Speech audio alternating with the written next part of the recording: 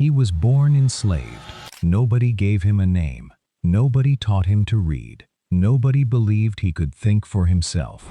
Yet this man became the most powerful voice in America. He taught himself to read in secret. He escaped in the darkness. He faced angry mobs. He stood face to face with presidents. He changed the mind of a nation.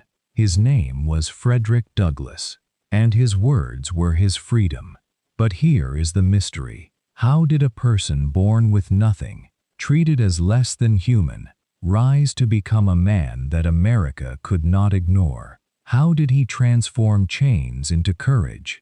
How did he turn silence into thunder? Today, we ask the impossible question: how did an enslaved man become America's greatest speaker? Frederick Douglass was born in February 1818 on Maryland's eastern shore. His mother was Harriet Bailey. His father was likely a white man. He would never know either parent. He was taken from his mother when he was only days old. This was the law of slavery. Children were profit. Families did not matter. Love was impossible. Frederick spent his earliest years with his grandmother on a plantation. Then, at age 6, he was sent away. Separation meant survival for the enslaver. Separated children could not organize resistance. They could not remember their families. They could not question authority. Young Frederick was taken to the Wye House plantation to work for Thomas Auld.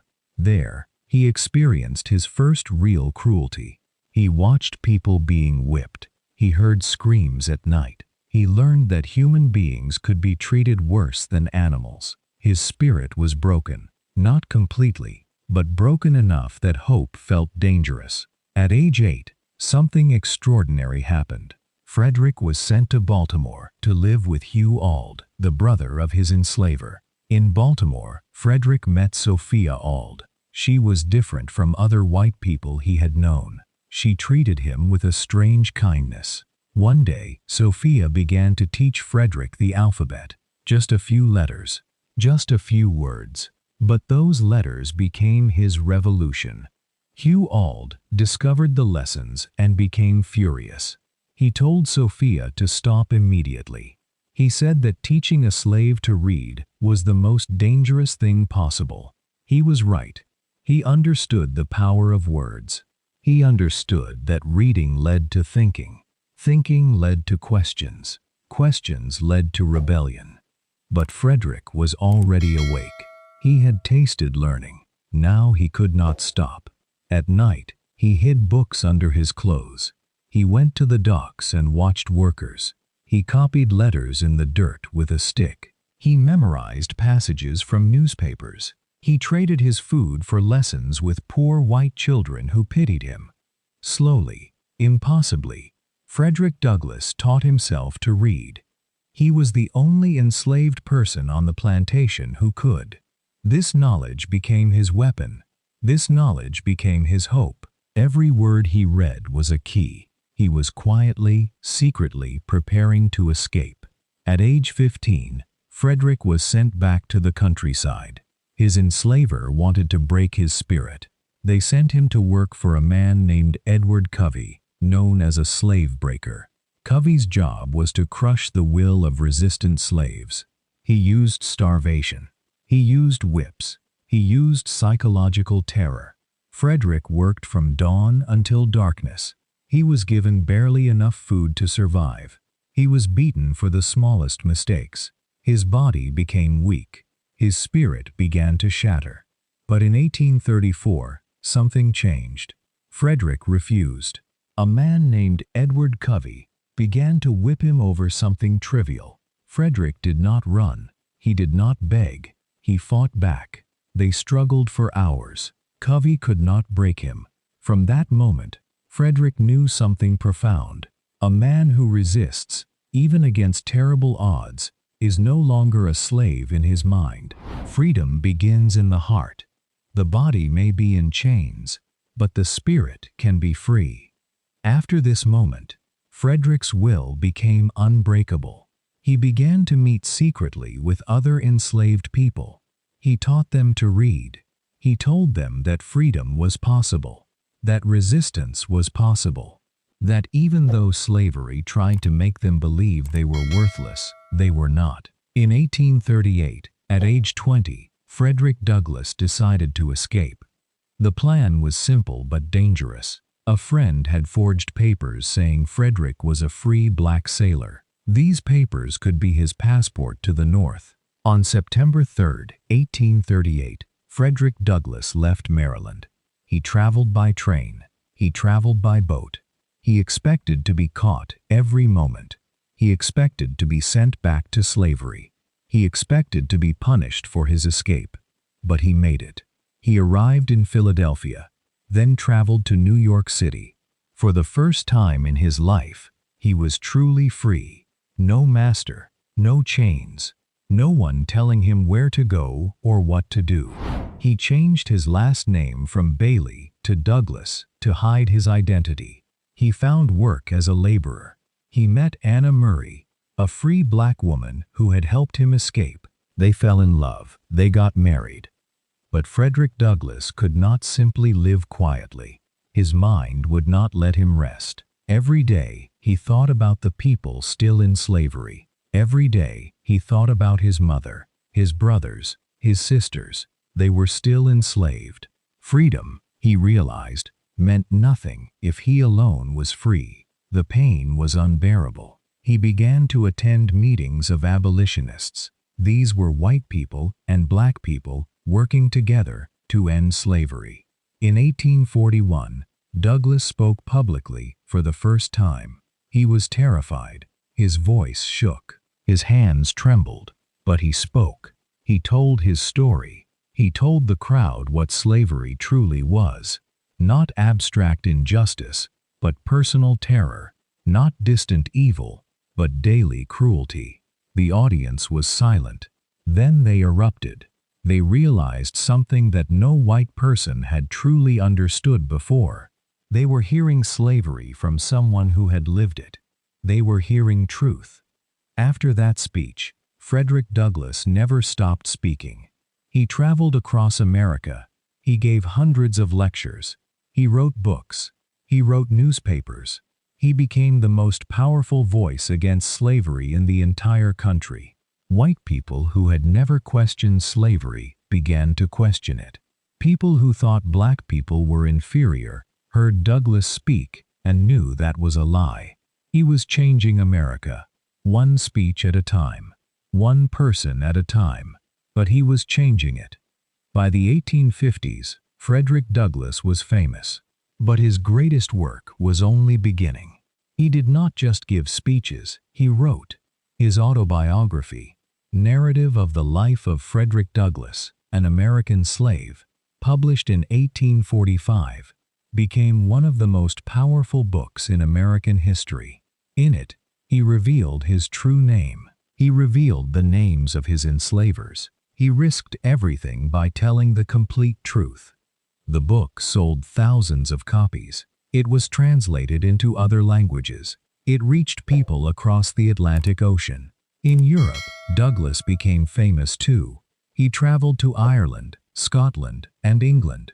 Everywhere he went, he spoke. Everywhere he went, people listened. He showed the world that slavery was not an American institution that Americans should defend. It was a moral evil that the entire world should oppose. In 1847, Douglass wrote to his former enslaver, Hugh Auld. It was an extraordinary letter. He said, "I am free now, not through your permission, but by the power of truth." He had transformed the relationship. He was no longer the property. He was the man with power. He had the power of words. He had the power of truth. He had the power of his own humanity. When the Civil War began in 1861, Douglass saw his opportunity. He met with President Abraham Lincoln. He urged Lincoln to recruit black soldiers. He argued that if black men fought for America's freedom, they would earn the right to citizenship. Douglass was right. Black soldiers fought in the Civil War, over 180,000 of them. Many died, but they fought for their own freedom. After the Civil War ended in 1865, slavery was abolished. The 13th Amendment made it law. Frederick Douglass had helped make this possible. His speeches, his writings, his relentless voice. The man who was born enslaved lived to see slavery abolished in America. This was his greatest achievement, not for himself, but for millions, for his people, for the future. Douglass continued to work after slavery ended. He became a government official. He was appointed as an ambassador. He represented America in Haiti. He traveled, he spoke, he wrote. He was honored as the greatest orator, the greatest speaker in American history. Presidents invited him to the White House. Crowds stood to applaud him. Universities wanted to hear him speak. But what made his achievement truly great was not his fame. It was what he proved. He proved that a human being, born into the worst circumstances, could rise to become extraordinary. He proved that the racist theories that claimed black people were inferior were completely false. He proved that freedom was possible, that resistance was possible, that one voice, speaking truth with courage, could change the world. Frederick Douglass transformed himself from a person that society said had no value into a man of unquestioned dignity and power. Every time he opened his mouth to speak, he challenged everything America believed about race, freedom, and human potential. He became the living proof that slavery was not inevitable, that injustice could be defeated, that the human spirit could not be broken by just. But Frederick Douglass's life was not simple happiness after the Civil War. Freedom came with new struggles. Discrimination did not end with slavery. Black people were still treated as less than human. Douglass watched the gains of freedom slowly slip away. New laws kept black people from voting, from owning land, from living with dignity. His personal life carried deep pain too. His marriage to Anna was long, but he was often traveling. He spent more time with white abolitionists than with his own family. His children sometimes resented this. After Anna died in 1882, Frederick married Helen Pitts, a white woman. Their marriage was controversial. Even many abolitionists who had fought slavery still believed that interracial marriage was wrong. Douglass did not care. He loved whom he chose to love. Even this became a way he challenged America's injustice. As Douglass grew older, he saw that the Civil War had not truly solved America's problem with race. The South passed laws that re-enslaved black people in a new way. Sharecropping kept black farmers in poverty. Violence against black people continued. Lynching became common. The freedom Douglass had fought for was being stolen. This broke his heart. He had lived to see slavery end, but he did not live to see true freedom come. Douglass continued speaking until the very end of his life. He was in his 70s, then his 80s. His hair was white. His voice had aged, but the power remained. He spoke at a women's rights convention. He spoke about the connection between black freedom and women's freedom. He spoke about the ongoing struggle for justice. On February 20th, 1895, Frederick Douglass died. He was 77 years old. The man who was born enslaved died as a free man. He died knowing that slavery had ended. He died knowing that he had changed America. He died knowing that millions of people had heard his voice and been transformed by it. But he also died disappointed.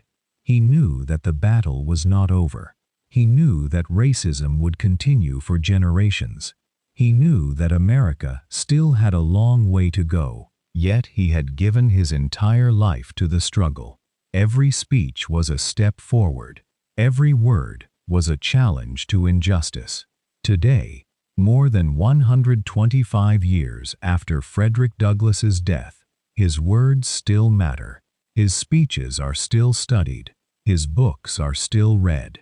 His life is still a model. But why? What is it about Frederick Douglass that we cannot forget? The answer is this. Douglass teaches us something fundamental about human nature. He teaches us that we are not defined by our circumstances. He teaches us that a person born into poverty, oppression, and injustice can still rise, can still think, can still dream, can still change the world. In our own time, we live with many forms of injustice. Some are obvious, some are hidden. Many people still feel powerless. They feel like their voice does not matter. They feel like change is impossible. Frederick Douglass says no to this. He says that if an enslaved man from Maryland could teach himself to read in secret, if he could escape, if he could become a speaker that moved nations, then what is impossible? His life teaches us that freedom is not given, it is taken. It requires courage, it requires sacrifice, it requires never believing the lies that others tell about you. Douglass never believed that he was less than human. Even when slavery tried to teach him that, he refused. He knew his own value. He claimed his own voice. Today, his greatest gift is permission. Permission to resist. Permission to speak. Permission to believe that you matter. Permission to believe that change is possible. The story of Frederick Douglass reminds us that human beings are stronger than we know, that freedom is always worth fighting for, that one voice, speaking truth, can change everything. If you loved this story, please like this video. Please subscribe to Epic History Vault for more biographies of people who changed the world. Share this with someone who needs to hear that their voice matters. Frederick Douglass lived over a century ago, but his message is for today. His words are for you. In a world that tries to silence us, in a world that tries to make us believe we are powerless, remember Frederick Douglass. Remember that slavery could not break him. Remember that injustice could not silence him. Let his courage be your courage. Thank you for watching.